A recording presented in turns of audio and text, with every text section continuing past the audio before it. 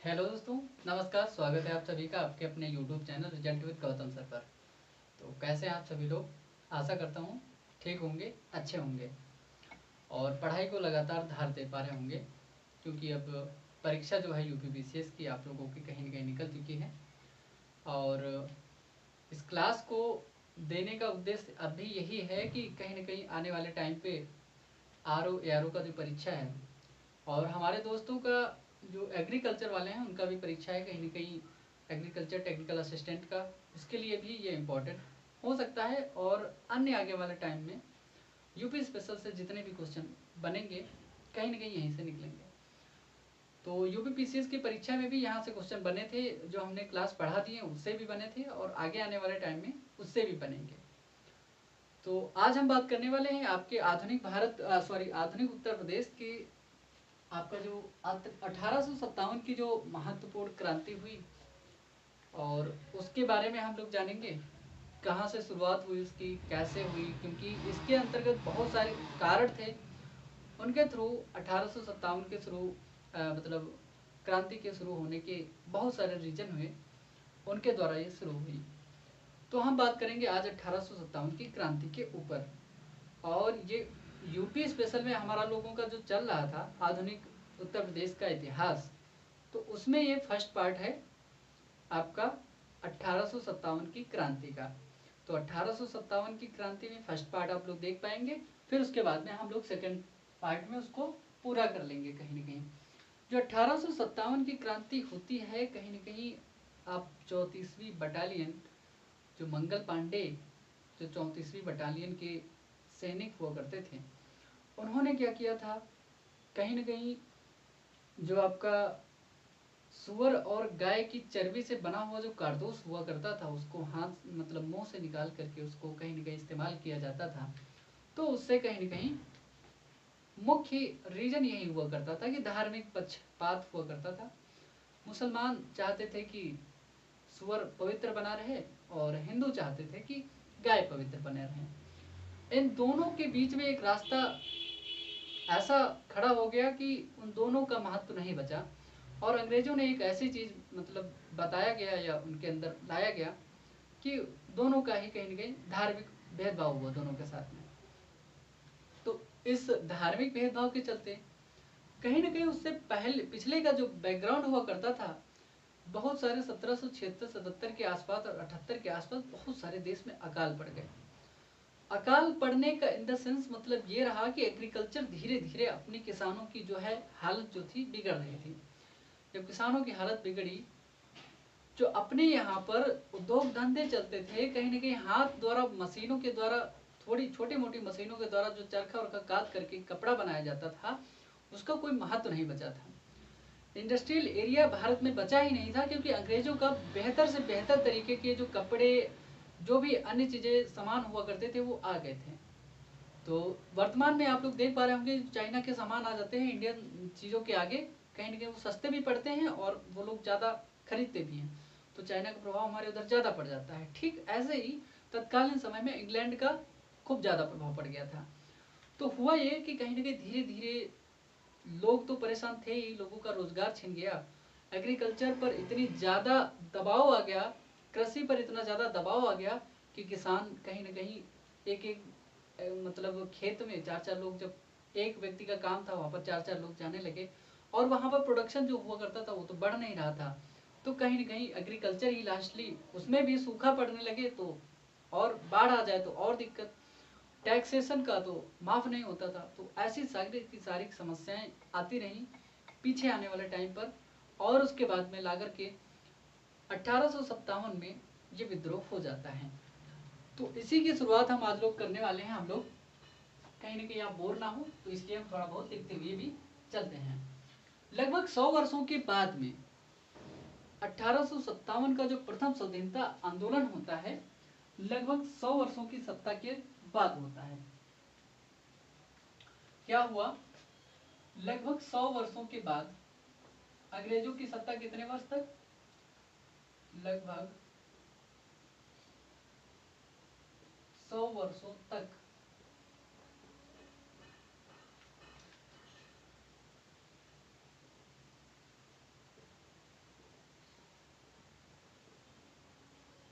अंग्रेजी शासन का धीरे धीरे कहीं न कहीं कहेंगे कि सामना करते करते क्या हुआ, अंग्रेजी शासन, आप लोग डायरेक्ट लिखिए शासन को झेलते झेलते क्या हुआ, अंग्रेजी शासन को,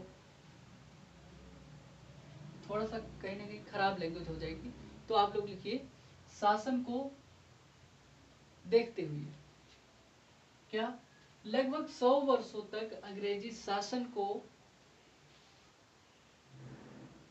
देखते हुए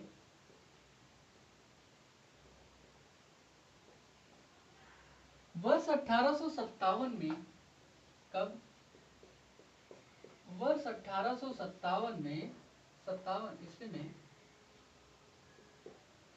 भारत का प्रथम स्वतंत्रता संग्राम होता है। क्या हुआ, भारत का जो प्रथम स्वाधीनता संग्राम हुआ,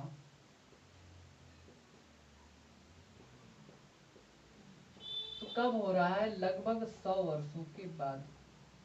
क्यों हम कह रहे हैं कि 100 वर्षों के बाद हुआ, आपने पहले पढ़ा था कि मैंने आपको बताया था, अभी मैं इंडियन पॉलिटी में आप लोगों को जब पढ़ा रहा था, तो लगभग 1756 में, 57 में हो क्या रहा है, सिराजुद्दौला अंग्रेजों से हार जा रहा है, क्योंकि बंगाल का नवाब हुआ करता था, बेहतर नवाब था। कहीं न कहीं जब ये हार जाएगा तो कहीं न कहीं माथे पर कलंक भारतीयों के लग जाएगा कि अगले आने वाले 200 वर्षों तक अंग्रेजों से गुलामी झेलनी पड़ेगी। उसके बाद में होता क्या है, 1764 में बक्सर का युद्ध होता है। तो इस बक्सर के युद्ध के द्वारा कन्फर्म हो जाता है कि जब तीन नवाबों और राजा की सेना को हरा दिया गया, तो कहीं न कहीं अंग्रेजों को ऐसा लगने लगता है कि हम लोग अब आसानी से राज कर सकते हैं। उसके बाद में धीरे धीरे जो शासन हुआ चलता रहा, अंग्रेजों ने जितना हुआ उतना लूटा, जहाँ से लूट खसोट कर पाई वहां से किया। उसके बाद में होता क्या है, 100 वर्षों के बाद में हुआ, तिथि थी 10 मई 1857। इसकी स्टार्टिंग कहाँ से होती है, आपकी स्टार्टिंग कहाँ से होती है, 1857 की जो क्रांति की 10 मई 1857 को कहाँ से शुरू हुआ, उत्तर प्रदेश का ही एक जिला है, अभी उत्तर प्रदेश के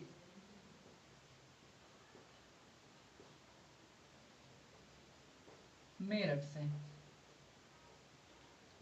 10 मई की बात है। 10 मई 1857 को उत्तर प्रदेश के मेरठ जिले से ये स्टार्ट हो रहा है। होता क्या है, 10 मई 1857 से पहले क्या होता है, एक छोटी सी घटना हो जाती है। क्या हुआ, जो 10 मई 1857 की जो डेट है, इस तिथि को ये जो प्रोग्राम रखा गया था ये नहीं होने वाला था। दरअसल में इससे पहले कानपुर के बिठूर में इसकी योजना तैयार की गई थी। इसकी जो योजना हुआ करती थी, योजना कहाँ पर, क्योंकि कानपुर के बिठूर में, बिठूर यहाँ पर नाना साहब रहा करते थे, ठीक है, तो अंतिम पेशवा हुआ करते थे ना, तो ये कानपुर के बिठूर में, आज भी बिठूर है, ठीक से। तो इसकी योजना कानपुर के बिठूर में बनाई गई थी पहले से। तो इस योजना को बनाने का जो कार्य हुआ करता था दोस्तों, नाना साहब ने किया था, और नाना साहब के बचपन का नाम हुआ करता था धोंदो पंत। तो इस योजना का जो निर्माण था ना, इस योजना का निर्माण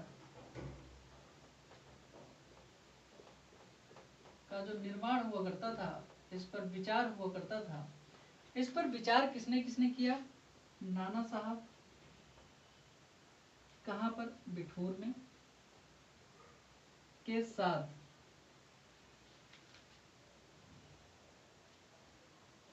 अजीमुल्ला खां।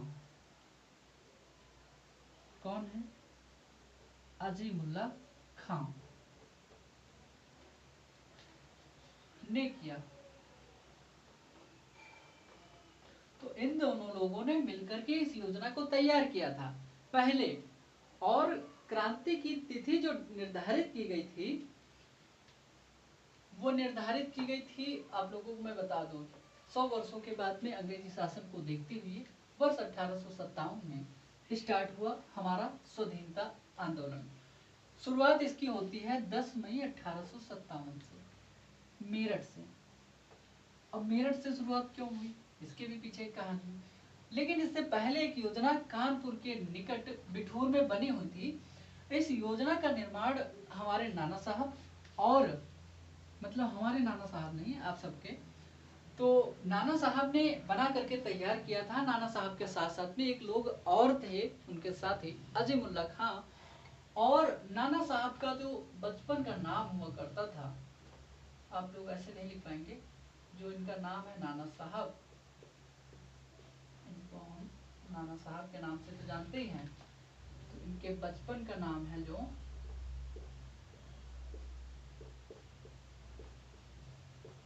ये क्या हुआ करता था, तोंदो पंत।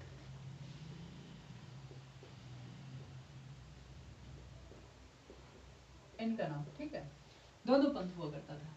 दरअसल में इन लोगों ने जो तारीख निर्धारित करी थी, उस तिथि को हम लोग जानते हैं कि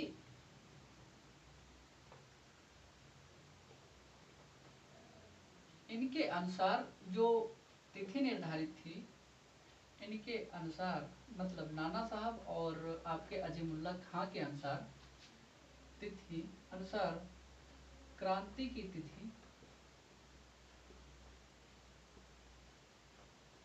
कब थी? 31 मई 1857 थी। कब? 31 मई 1857 को इस क्रांति को निर्धारित किया गया था। लेकिन क्रांति, कुछ ऐसे परिणाम हुए, कुछ ऐसे कारण बने, कुछ ऐसी परिस्थितियां बन गई कि क्रांति 10 मई को ही हो गई। तो कुछ परिस्थितियों बस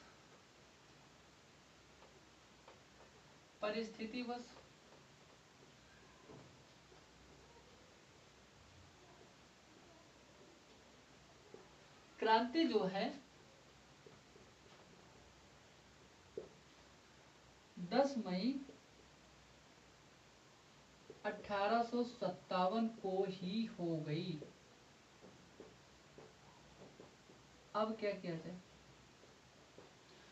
अगर टाइम पर होती, सही समय से होती, तो सफलता ज्यादा निर्धारित होता है। क्योंकि कहते हैं ना, किसी भी काम को टाइम और समय के अनुसार करोगे तो सफल होने के ज्यादा चांसेस हैं। इन लोगों ने कहीं ना कहीं पहले जो क्रांति हुआ करती थी, उससे टाइम से पहले ही कर दी। अब होता क्या है, इससे पहले भी एक घटना हुई थी, क्योंकि वो परिस्थिति बनी कैसे थी? हुआ ये था कि सैनिकों के साथ में एक जोर दबाव वाली जबरदस्ती हुई थी। उसका नाम ये था कि जब 1857 में नई इनफील्ड राइफल आती है, उसके लिए कारतूस बनकर के आती है। उसमें कारतूस को मुंह से खोल करके लगाना पड़ता था। जब मुंह से खोल करके लगाना पड़ता था, तो उसमें कहीं न कहीं बता दिया गया कि सुअर, उसको बंद करने के लिए सुअर और गाय की चर्बी मिक्स है। अब गाय और सुअर की चर्बी मुंह से खोलना, तत्कालीन समय में अगर ठीक ठाक पंडित ही है, ब्राह्मणवादी कोई भी व्यक्ति हो सकता है जो मांस का सेवन नहीं करता है, ठीक है, और यह अपनी कहीं न कहीं गाय से और सुअर से प्रेम करता है, तो वो क्यों चाहेगा कि भाई हम उनके मांस से लगी हुई कारतूस को उपयोग करें? कैसे कर सकता है? नहीं कर सकता है। ठीक है, मान लिया आप ही से हम कहें या हम ही मान लें, हमें कोई जबरदस्ती शराब पिलाए और हम नहीं पीते हैं, तो क्या होगा? कहीं ना कहीं हमें गुस्सा ही आएगा। जबरदस्ती करेगा कोई तब कि आपको पीनी पड़ेगी, नहीं मेरा दोस्त नहीं पी नहीं सकता, अरे क्यों नहीं पिएगा, तुझे मेरी कसम। क्यों भाई, हम नहीं पिएंगे तो नहीं पिएंगे। लेकिन वहां पर ये मेरी कसम नहीं चल रहा था, वहां पर जबरदस्ती चल रही थी कि आपको करना ही पड़ेगा, सेवन करना ही पड़ेगा, यूज ही करनी पड़ेगी। भाई कारतूस, सैनिक है तो यूज तो करेगा ही करेगा ना कहीं ना कहीं। समस्या यही थी। अब यहां से समस्या उखड़ती है। वर्ष 1857 में क्या होता है, सैनिकों के लिए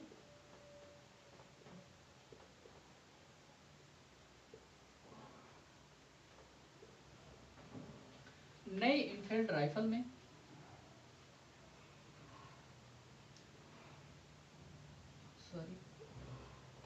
नई इनफील्ड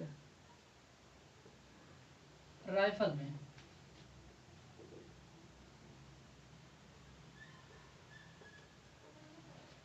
क्या था, गाय और सुअर की चर्बी युक्त,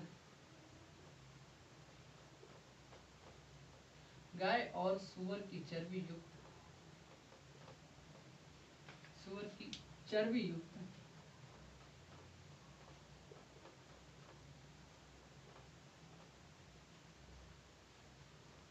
कारतूस का उपयोग, गाय और सुअर की चर्बी युक्त कारतूस का उपयोग करने के लिए कहा गया था सैनिकों से।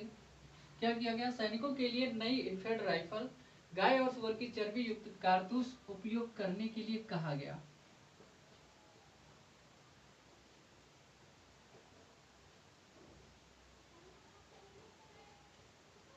क्या किया गया, कहा गया, अंग्रेजों के द्वारा कहा गया। होता क्या है, जब 1857 की क्रांति होती है उससे ही पहले आपने सुना होगा 34वीं बटालियन मंगल पांडे का नाम। तो मंगल पांडे ने क्या किया, सबसे पहले इस ऑर्डर को सुनने के बाद में अपने ही जो जनरल हुआ करता था उसको गोली मार दी, उसको गोली मार दी, तो काम तमाम हो गया उसका। फिर उसके बाद में मंगल पांडे को क्या हो जाती है, फांसी दे दी जाती है।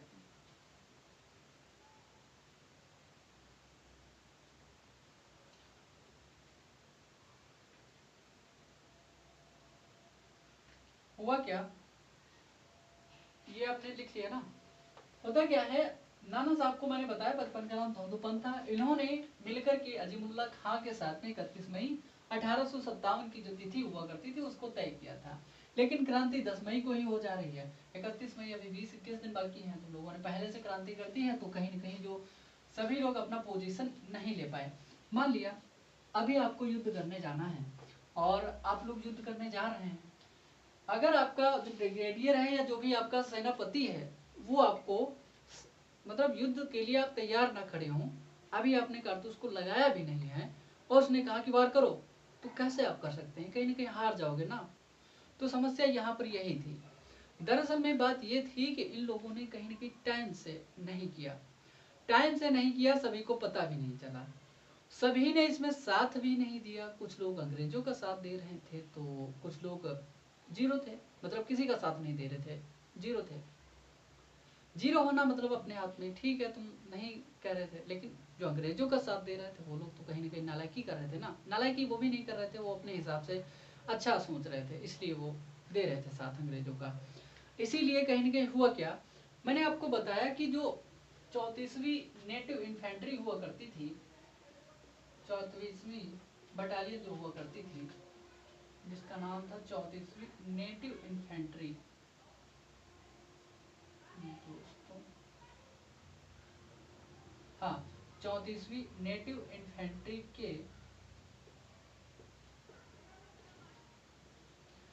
के सैनिक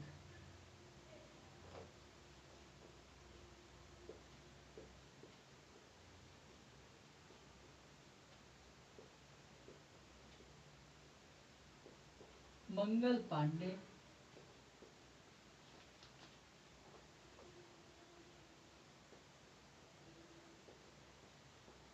मंगल पांडे ने क्या किया, जो उनका सेनापति हुआ करता, जो उनका ब्रिगेडियर हुआ करता था, उसकी गोली मार करके हत्या कर दी। क्या किया, मंगल पांडे ने अपने, ऐसे लिखे, बलिया स्थित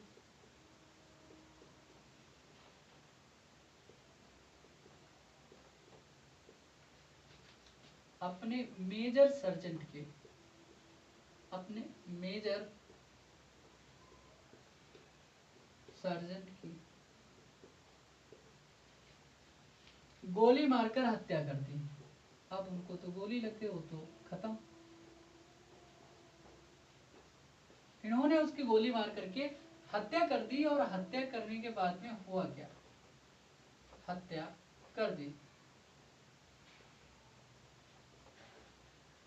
मंगल पांडे को होता क्या है, उनके एक साथी के साथ में उनको फांसी दे दी जाती है। तो उनको कहीं न कहीं फांसी दे दी गई।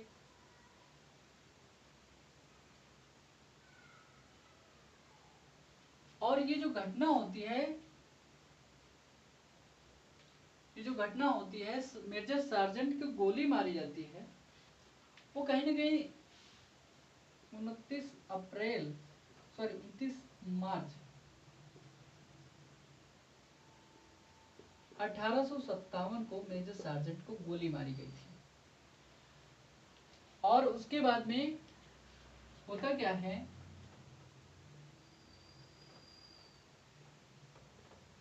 इसके बाद मंगल पांडे को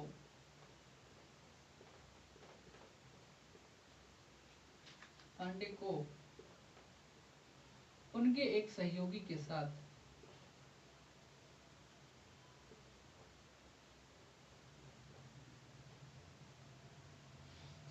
साथ में क्या किया गया, फांसी दे दी गई।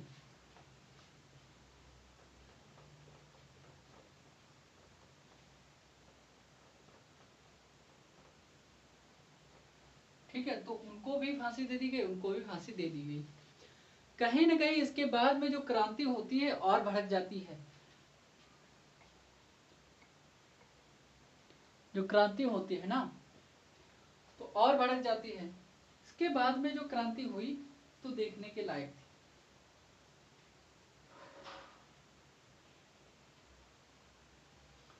और इन लोगों ने क्या किया, जो 34वीं बटालियन ही हुआ करती थी, इनको फांसी तो दे दी मंगल पांडे साहब को, और उसके बाद में 34वीं बटालियन को भी अंग्रेजों ने क्या किया, समाप्त कर दिया। कि अगर एक व्यक्ति यहाँ से ऐसा निकल सकता है तो कहीं ना कहीं दूसरे व्यक्ति भी भड़क सकते हैं। तो इन्होंने क्या किया, डायरेक्ट इसको समाप्त ही कर दिया। और समाप्त करने के बाद में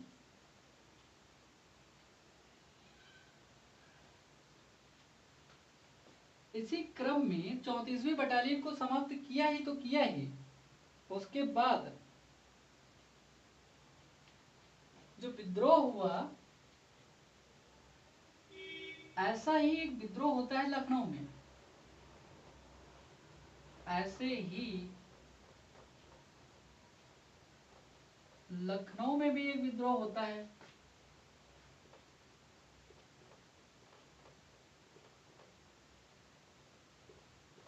लखनऊ में भी विद्रोह हुआ, और उस विद्रोह के बाद में लखनऊ की जो सेना हुआ करती थी, लखनऊ में भी वो जो सेना हुआ करती थी, उसको भी क्या कर दिया, समाप्त कर दिया अंग्रेजों ने। इसको भी समाप्त कर दिया कहीं ना कहीं। आपको मैंने बताया 34वीं नेटिव इन्फेंट्री के जो सैनिक हुआ करते थे, मंगल पांडे साहब जो बलिया के निवासी हुआ करते थे, इन्होंने अपने मेजर सार्जेंट की हत्या 29 मार्च को 1857 को कर दी गई। इनको फांसी हो जाती है 8 अप्रैल को। 8 अप्रैल को शायद फांसी हो जाती है मंगल पांडे को, उनके दोस्त के साथ में, एक सहयोगी के साथ में। और उसके बाद में हुआ क्या, 34वीं बटालियन जो हुआ करती थी, इनके साथ में 34वीं बटालियन के जो सैनिक हुआ करते थे मंगल पांडे, तो उसको जो है समाप्त कर दिया गया। इसके बाद में ऐसा ही एक विद्रोह लखनऊ में हुआ था, उसको भी इन लोगों ने समाप्त कर दिया। होता क्या है, 24 अप्रैल 1857 को 24 अप्रैल 1857 को हुआ क्या, कब, 24 अप्रैल 1857 को थर्ड सेना हुआ करती थी, थर्ड घुड़सवार सेना की,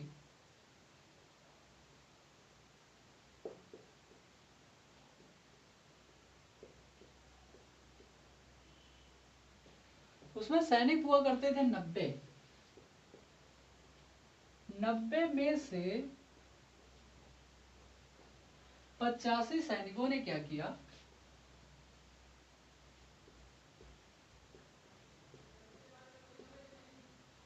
नब्बे में से 85 सैनिकों ने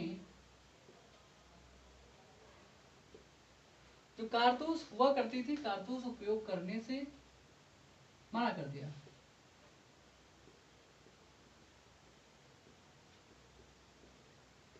उपयोग करने से मना कर दिया।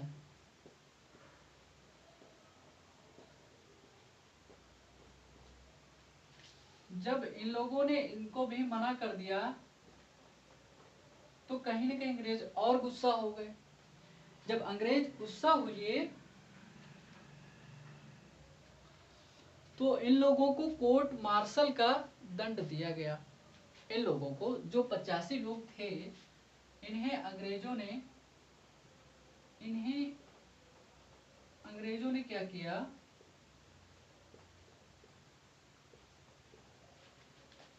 कोर्ट मार्शल का दंड दिया।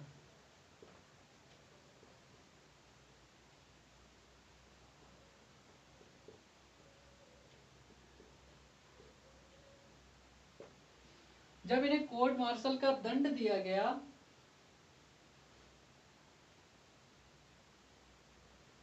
और 9 मई के जो विद्रोही सैनिक हुआ करते थे, 9 मई को जो भी पकड़े गए थे, 9 मई को जो सैनिक पकड़े गए, 9 मई को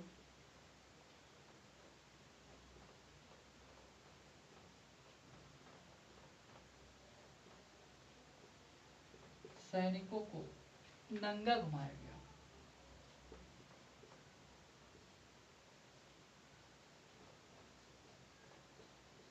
समझ लीजिए, एक सैनिक है, उसकी भावनाओं के साथ में आप हमेशा लगातार लगातार खिलवाड़ करते ही जा रहे हैं। कोई भी व्यक्ति कितना सहन करेगा। जब ये लोग नंगा घुमाएंगे, या कोई भी व्यक्ति हो, आप सैनिक हो, उसको नंगा घुमाएंगे तो उसकी तो पूरी इज्जत समाज के सामने उतर जाती है। ऐसी बात कहने से तो इज्जत उतर ही जाती है। लेकिन तो कहीं ना कहीं इतना ज्यादा गुस्सा हो गया था सब। और क्या किया, जो सैनिक बंदी गृह में डाले गए थे, 85 सैनिक, उन सैनिकों को 10 मई को क्या किया, 10 मई को विद्रोह करके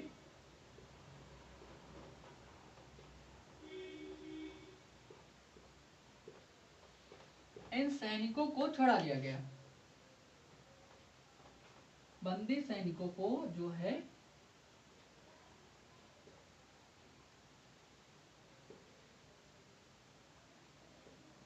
छुड़ा लिया गया। जब बंदी सैनिकों को छुड़ा लिया गया तो कहीं न कहीं थोड़ा सा मजबूत हो गया इनके पार्टी में, इनकी पक्ष थोड़ा सा मजबूत हो गया। जब बंदी सैनिक छोड़ गया तो कहीं न कहीं विद्रोह और तेज हो गया। जब विद्रोह और तेज हो गया तो फिर क्या होगा, मैंने बताया ना, 10 मई को जैसे ही विद्रोह करके सैनिकों को छुड़ा लिया तो वैसे ही 10 मई 1857 को क्रांति फैल गई। और ये लोग 11 मई को मेरठ पहुंचे, 12 मई को, और उसके बाद में दिल्ली पहुंच जाएंगे। 11-12 मई को दिल्ली पहुंचेंगे। और दिल्ली से ये लोग क्या करेंगे, बहादुर शाह जफर को, जो हुआ करते थे 82 साल के बहादुर शाह जफर, उनको अपना नेता घोषित करते हैं। आप समझ सकते हैं कि वो 82 साल का बुढ़ा क्या कर सकता है। लेकिन वो मुगल बादशाह हुआ करता था, इसलिए उनको बनाते हैं। लेकिन उनका एक जो सेनापति हुआ करता था, मुख्य नियोक्ता वही था, जिसका नाम था बख्त खां। तो उनके बारे में हम कल चर्चा करेंगे। आज की क्लास यहीं तक। तब तक के लिए आप सभी का प्यार भरा नमस्कार, धन्यवाद। अपना आशीर्वाद देते रहिए, सुख रहिए, शांति और समृद्धि का परिचय दीजिए, और लोगों के साथ में अच्छा बर्ताव कीजिए। Thank you very much.